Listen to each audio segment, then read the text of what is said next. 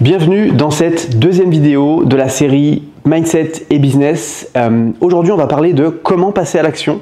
On va vous partager des tips sur comment vous pourrez passer à l'action plus vite, comment vous pourriez finalement trouver des clients plus vite, parce que forcément, plus vite on passe à l'action, plus vite on a des résultats. Et du coup, pour l'occasion, j'ai fait venir Alexandra sur le podcast. Est-ce que tu peux te présenter rapidement ? Oui, alors moi je suis Alexandra, je suis coach mindset et confiance en soi. J'interviens dans le programme Clientologie de Steve, mais aussi dans le programme Liberté Digitale de Justine Roy. Et je suis coach pour moi, j'ai mon propre business et j'accompagne des femmes principalement à gagner en confiance en elles. Trop bien. Gros sujet aujourd'hui. Ouais. Comment on fait pour passer à l'action ? Parce qu'on voit que, tu confirmeras, mais beaucoup d'entrepreneurs, en tout cas les personnes qu'on accompagne, autant chez Clientologie que chez Liberté Digitale ou même que toi dans ton business, la plupart des personnes ne passent pas à l'action. Et en fait, c'est vraiment ce qui fait la différence entre un entrepreneur qui réussit et un entrepreneur qui stagne / qui échoue.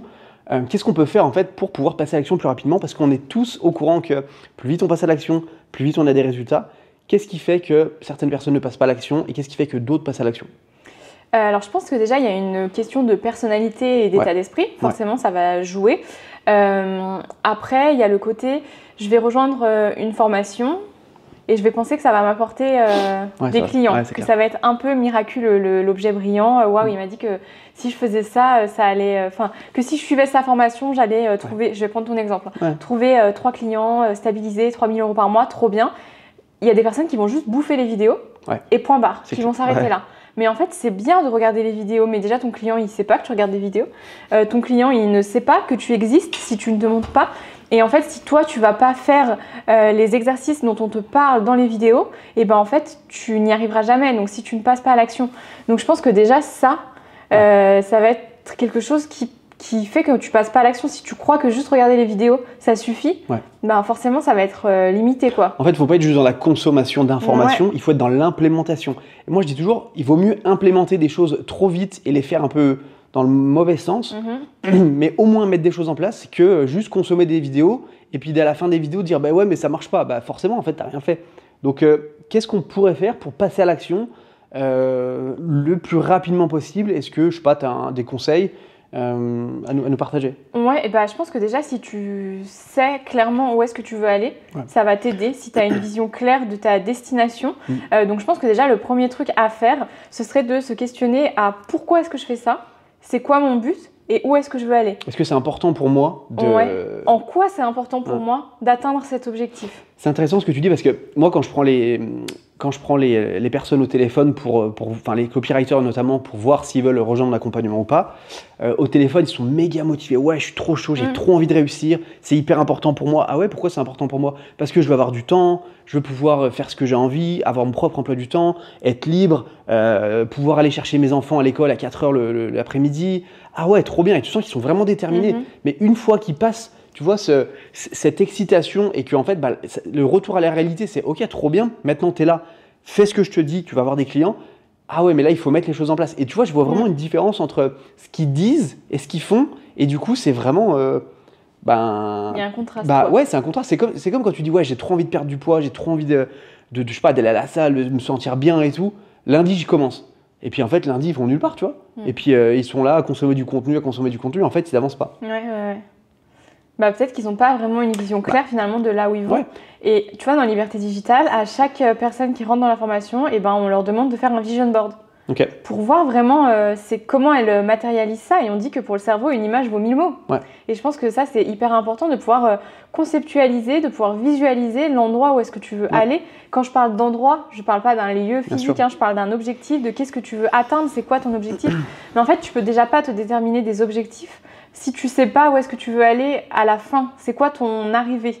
Et donc, du coup, ça, c'est vraiment mon premier truc. Et ensuite, suite à ça, ça va être de déterminer ton objectif, justement. Enfin, tes petits objectifs. Quels sont les différents objectifs qui vont te permettre d'atteindre ce but ultime, ce but final, tu vois ? Qu'est-ce que tu vas mettre en place ? Et pour ça, c'est hyper important d'utiliser SMART. Moi, j'aime trop parce que c'est hyper précis, c'est spécifique. SMART, ça veut dire quoi ? Alors, le S, c'est spécifique, donc il faut que ce soit précis, qu'un enfant de 4 ans puisse comprendre ce que tu dis. Le M, c'est mesurable. Il faut que soit il y ait une quantité, qu'on puisse mesurer comment est-ce que tu l'as atteint. Cet objectif, Cet objectif. Ouais. Le A, normalement, c'est atteignable. Moi, je l'ai remixé en aligné avec tes valeurs. Okay. Parce que finalement, après, il y a le réaliste, atteignable, tu vois, c'est un peu pareil. Et le fait d'avoir quelque chose qui va nourrir tes valeurs, ça va te permettre forcément d'être plus motivé à aller vers ça. Parce que finalement, si tu veux perdre 5 kilos pour plaire à ton mec, en fait, en quoi c'est aligné avec tes valeurs d'aller courir 10 km tous les jours? Ça l'est pas. Ouais, si t'as pas envie de courir. Ouais, c'est ça. Donc, il faut vraiment que ce soit aligné à tes valeurs propres à toi. Le R, c'est réaliste du coup, donc il ne faut pas que tu te dises demain je vais courir un semi-marathon si tu n'as jamais couru de ta vie. Et le T, c'est temporel, donc il faut que tu aies une deadline, il faut que tu te mettes une temporalité. Quand est-ce que tu auras atteint cet objectif? Donc du coup, ta visualisation, ton vision board, il peut avoir un objectif SMART pour le final, mais ensuite tu vas le découper en plein d'objectifs SMART. Et moi, j'aime bien le faire sur une période de 3 mois. Comme ça, tu peux vraiment visualiser pas à pas comment tu avances. Vas-y. Ouais, non, mais je pense que c'est hyper important de savoir pourquoi tu le fais. C'est-à-dire, il y en a beaucoup qui se lancent dans le copywriting. Tu vois, typiquement, j'adore écrire, j'ai toujours écrit depuis que je suis petit, j'écrivais sur des carnets, donc je pense que c'est pour moi le copywriting. En fait, non, c'est pas juste ça, en fait. Est-ce qu'au plus profond de toi, tu as envie de réussir et pourquoi surtout? Je vais te donner un exemple. Alors, je dis pas que je suis un exemple, loin de là, vraiment loin de là. Je te parle de moi parce que forcément, c'est mon cas et c'est facile d'en parler. Moi, quand je me suis lancé dans le copywriting, c'était clairement pour quitter mon emploi de l'époque. J'étais en CDI, j'étais charpentier, je travaillais sur les toits l'hiver, l'été, laisse tomber, c'était l'enfer. J'ai gagné 1 300 € par mois. Je me suis dit, je ne peux pas continuer sur ce chemin-là, en fait. C'était inconcevable pour moi. Et du coup, j'avais une telle motivation, je pense, que j'étais prêt à tout pour réussir. Et en fait, je pense que c'est ça la différence entre ceux qui réussissent pas, c'est est-ce que tu en as vraiment envie? Est-ce que ça t'obsède? Est-ce que au plus profond de toi-même, c'est ce que tu as envie de faire? Tu te souviens, quand on s'est rencontrés, c'était à la période où je me suis lancé, tu me disais, ouais, tu dis ça, mais tu vas pas vraiment le faire. Et je t'ai prouvé le contraire, pas par ego, mais parce que c'était important pour moi de quitter mon emploi. Ça faisait 10 ans que je faisais des toits, je prenais des coups de soleil tous les étés, l'hiver il faisait moins 5, je me caillais le cul, c'était terrible. Et du coup, c'était tellement important pour moi, tu vois. Et du coup, je mettais tout en place. Je travaillais comme un forcené. Je veux dire, le soir, je rentrais, je travaillais, le week-end, je travaillais. J'ai arrêté de faire la fête parce que j'étais un gros fêtard avant. Je me suis radicalisé dans ça, en fait, clairement. Et ça a été, pour moi, la meilleure décision de ma vie parce qu'aujourd'hui, je récolte les fruits, en fait, de mes efforts. Et en fait, c'est ça, c'est parce que, en fait, finalement, mon pourquoi, il était tellement important pour moi. C'était pas juste, j'ai vu qu'on pouvait gagner un peu d'argent, vas-y, je me lance. En fait, non, c'est pas assez fort, tu vois. Et moi, je vois beaucoup de copywriters que j'ai au téléphone, notamment en appel de vente et tout ça. Pourquoi tu as envie de devenir copywriter? Parce que j'ai envie de pouvoir, tu vois, travailler depuis la maison, c'est cool et tout, machin. Ouais, mais est-ce que fondamentalement, c'est ça? Ou c'est juste ça, finalement? Tu vois? Et en fait, tu vois tout de suite la personne, si elle est motivée. Déjà, dans son intonation, dans la façon où elle parle, dans tout ça. Et tu vois, il y a des gens qui vont réussir parce qu'ils sont bien déterminés, tu vois. Et d'autres, beaucoup moins. Je pense que déjà, pour gagner de l'argent, c'est pas un bon pourquoi. Ouais, c'est vrai. Clairement. Ouais, c'est vrai. C'est pas l'argent, c'est... Alors, je le pense... Comment dire? Je pense que l'argent contribue au bonheur, mais c'est pas l'argent qui fait le bonheur, c'est aussi comment tu vas utiliser cet argent, tout ça. Mais du coup, je pense que l'argent n'est pas un bon pourquoi, parce que c'est pas ça qui va vraiment te rendre heureux et qui va faire que tu vas, t'épanouir pleinement. Donc je pense que le pourquoi gagner de l'argent, c'est pas un vrai pourquoi. Je pense à Loïse, je pense pas qu'elle m'en veuille si je partage son pourquoi ici, c'est qu'ils ont vraiment un projet de voyage avec son conjoint et avec sa petite fille pour lui faire découvrir le monde, pour lui faire voir de nouvelles cultures. Et ça, pour moi, c'est un pourquoi qui est absolument magnifique. Et donc, pourquoi elle veut être copywriter et pouvoir travailler à distance pour ça. Et c'est hyper fort, je trouve. Ouais, mais finalement, c'est une question de liberté, tu vois. Ouais, là, c'est de la liberté. Mais je pense qu'on en revient tous à la liberté. Finalement, elle, c'est de la liberté. Oui, mais tu vois, c'est de la liberté, mais elle l'a vraiment conceptualisé. On voit vraiment comment ça va se matérialiser, cette liberté. Parce que c'est bien quelqu'un qui va dire, pour avoir plus de liberté. Ok, mais c'est-à-dire, je sais pas, être libre, quoi. Ok, tu sais pas ce que tu veux, en fait. Ok, ouais. Non, je comprends. Tu vois, moi, c'était de la liberté de pouvoir quitter mon emploi, mon emploi dans mon CDI, libre de travailler où je veux, parce que aussi, à l'époque, je voulais voyager, libre de dire merde, en fait, à mon patron, tu vois. libre de pouvoir travailler comme un malade quand j'en avais envie, mais aussi ne pas travailler quand j'en avais envie. Tu vois ce que je veux dire? C'est une forme de liberté, mais un petit peu différente. Et voilà, donc encore une fois, si tu n'arrives pas à passer à l'action, c'est demande-toi, est-ce que tu as vraiment envie de réussir dans le copywriting et pourquoi? Et moi, je vois trop de gens qui se lancent, qui se font un petit peu avoir, tu vois, malheureusement.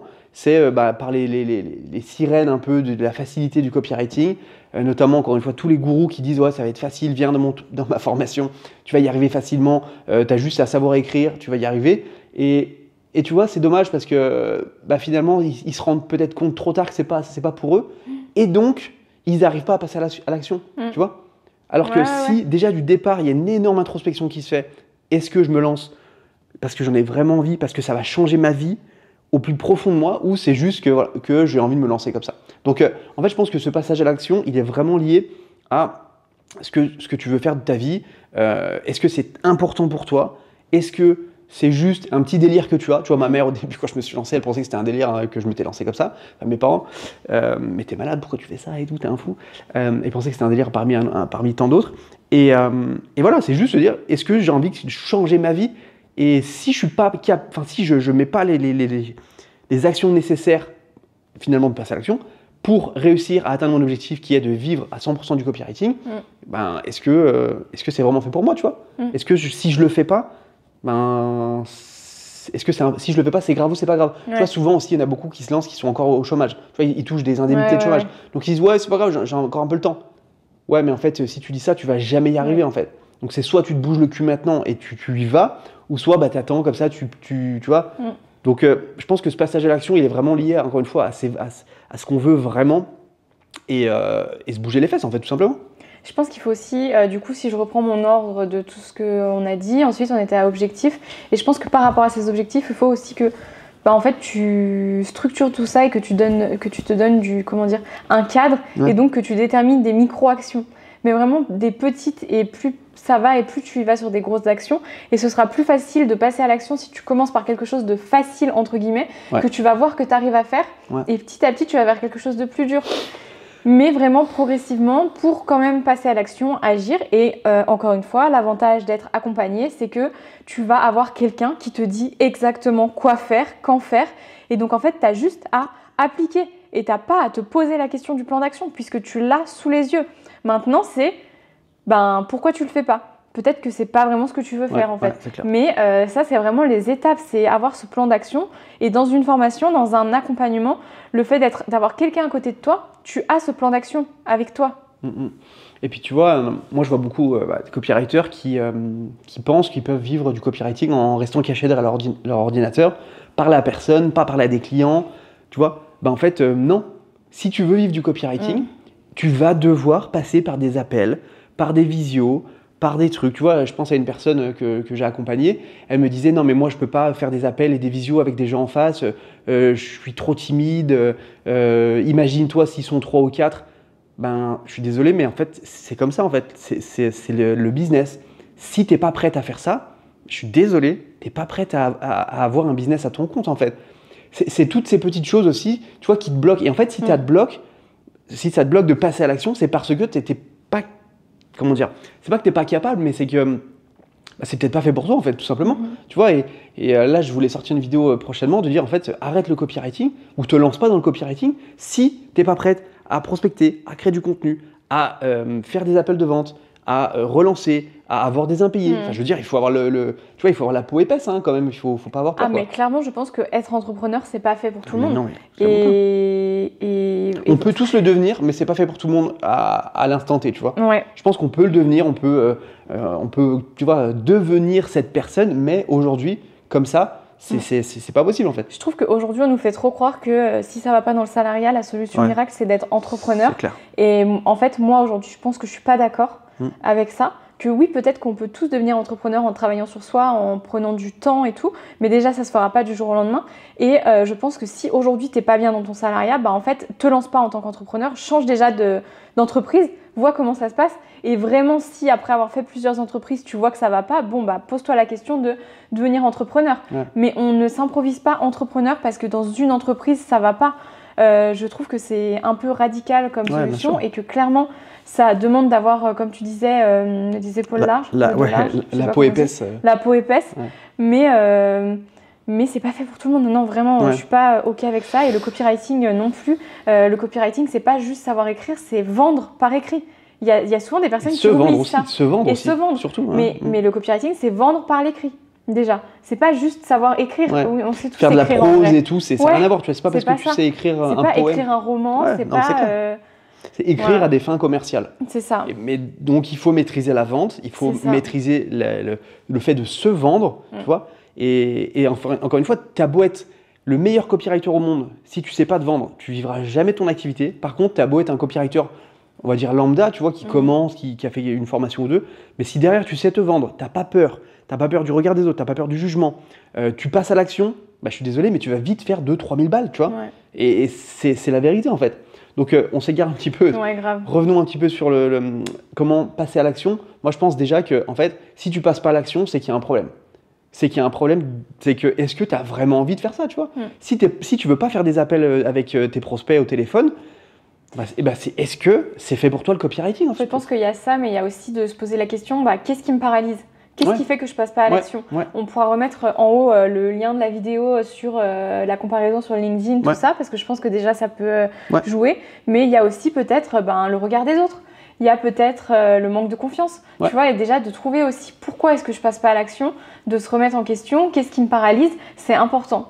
Et je pense que la remise en question, c'est très important quand tu es entrepreneur et même dans ta vie personnelle en général. Mais voilà, il y a le fait de est-ce que mon pourquoi est vraiment solide? Est-ce que le copywriting c'est vraiment fait pour moi? Et qu'est-ce qui fait que je suis paralysée? Est-ce que je manque de confiance en moi? Est-ce que j'ai peur du regard des autres? Enfin, tout ça c'est lié. En fait, il y a un gros côté confiance en soi là-dedans. Clairement. Donc c'est vraiment de se remettre au centre, de se questionner pour pouvoir ensuite passer à l'action en ayant résolu ce problème, bien sûr. Puis comme tu dis, tu vois, je veux pas prêcher pour ma paroisse, mais en vrai, s'il y a un truc que tu n'arrives pas à faire, fais-toi accompagner en fait. Parce qu'aujourd'hui, il y a toujours quelqu'un qui a déjà fait ce que tu aimerais faire. Oui, bien sûr. Donc trouve la personne qui l'a déjà fait, demande-lui de l'aide et c'est OK. Tu vois, on habite à Annecy, on habite à côté du Mont Blanc, c'est pas très loin. Je veux dire, tu veux monter sur le Mont Blanc, jamais tu vas tout seul en fait. Non. Tu vas prendre un guide parce que le guide, il connaît la route, il connaît les rouages, il connaît les crevasses à éviter, il va te permettre d'y arriver le plus vite possible, il va te permettre de pas abandonner, il va te permettre de pas mourir en fait en route, tu vois. Il va s'arnacher à toi avec une corde, une ligne de vie, je sais pas comment on appelle ça, et tu vas arriver en haut, tu vois. Alors que si tu vas tout seul, non, je vais y aller tout seul, j'ai trop de fierté et tout, vas-y. À tes risques et périls. À tes risques et périls, tu vois. C'est ta responsabilité. Donc je dis pas qu'il faut absolument se faire accompagner, je pense que c'est un gros raccourci. Moi, perso, je me suis toujours fait accompagner, et notamment beaucoup aux États-Unis, parce que là-bas, ils sont quand même meilleurs. Et c'est vrai qu'à chaque fois que tu te faisais accompagner, on voyait le retour investissement, sur investissement presque immédiatement, et c'était dingue. À chaque fois que tu t'es fait accompagner, tu as scalé ton business.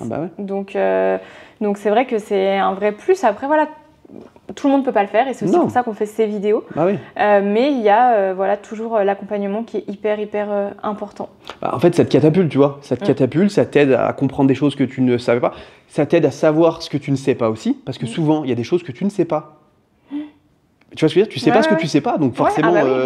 Et je pense à un truc sur ce que je viens de dire. Je dis, il y a des personnes qui ne peuvent pas forcément investir, mais en fait, si toi, tu n'es pas prêt à investir, pourquoi tes clients seraient prêts à investir dans tes capacités, dans ce que tu vends? La punchline de fou. Ouais, mais je trouve que c'est vrai en fait. Si toi aujourd'hui t'es pas prêt à investir pour grandir, pour changer, pourquoi tes clients, tes prospects investiraient en toi en fait? Ça va se sentir en plus, tu vois. Si t'es pas capable de poser 2000 balles pour te faire accompagner, ou 3 ou 4, allez peut-être pas 4, si tu veux, allez, au pire 3000 balles pour se faire accompagner, comment tu veux que tes clients te donnent 3000 balles en fait, tu vois? Franchement, c'est ouf. Si tu restes comme ça dans un mindset de manque, forcément toute ta vie tu vas manquer. Tu peux pas attirer à toi l'abondance. Non, mais tu vois, en fait c'est un peu un truc d'énergie. Tu vois, je suis pas je suis pas trop comme ça. Mais je pense vraiment que l'énergie en fait c'est tellement important, et notamment sur le passage à l'action. C'est-à-dire que si tu passes pas à l'action aujourd'hui, pose-toi la question, pourquoi je passe pas à l'action? Est-ce que je manque de confiance en moi? Est-ce que je manque de compétences? Si c'est le cas, comment je peux enlever ce caillou dans ma chaussure? Je manque de compétences, je monte en compétences. Je j'ai pas de confiance en moi, je me fais aider sur la confiance en moi. Je sais pas comment trouver des clients, je sais pas comment vendre, je me fais aider parce que ça ira plus vite, tu vois. Mais voilà, c'est vraiment se poser cette question, qu'est-ce qui empêche le passage à l'action? Et derrière, si j'ai pas les réponses moi-même, je peux me faire aider en fait, ça ira beaucoup plus vite. Forcément, c'est un investissement. Si tu choisis la bonne personne, tu auras un retour sur investissement. Donc tout simplement, c'est vraiment choisir. Est-ce que tu as autre chose à dire sur le passage à l'action? Non, je pense qu'on a été trop loin, on s'est grave éparpillé, mais vous avez les choses principales. En tous les cas, voilà, il faut vraiment se dire, je sais ce que je dois faire, je dois passer à l'action, mais si je ne passe pas à l'action, vraiment, tu vois, prendre du recul en fait, vraiment prendre de la hauteur et se dire, si je passe pas à l'action, pourquoi, tu vois? Est-ce que c'est voilà. Après, tu vois, il y en a beaucoup qui passent pas à l'action parce qu'ils pensent qu'ils n'ont pas de compétences en copywriting, pas assez de compétences en copywriting. Donc, ils vont acheter une énième formation en copywriting. Je te dis ça, j'ai compté l'autre fois, j'ai dépensé 35 000 € en accompagnement depuis que je me suis lancé. Bon, ça fait 4 ans, on est d'accord. 35 000 €, c'est énorme. Mais en attendant, tu as un retour sur investissement. Maintenant, c'est pas parce que en fait, tu te sentiras jamais assez bon en copywriting. Même moi, aujourd'hui, je me dis, putain, forcément, j'aimerais monter en compétences. Et en fait, c'est comme tout le monde. Tu vois, un footballeur, toute sa vie, il va se dire, professionnel, il va se dire, je dois aller à l'entraînement, je dois continuer de progresser. Parce que c'est comme ça. Maintenant, je pense qu'à un certain stade, il faut arrêter d'investir sur des formations en copywriting. Parce que tu vas investir sur tes compétences métiers. Et si personne veut acheter tes compétences, tu vas investir pour rien en fait. Donc tu vois, je pense que c'est bien d'investir à un certain point, mais après, il faut arriver à trouver des clients.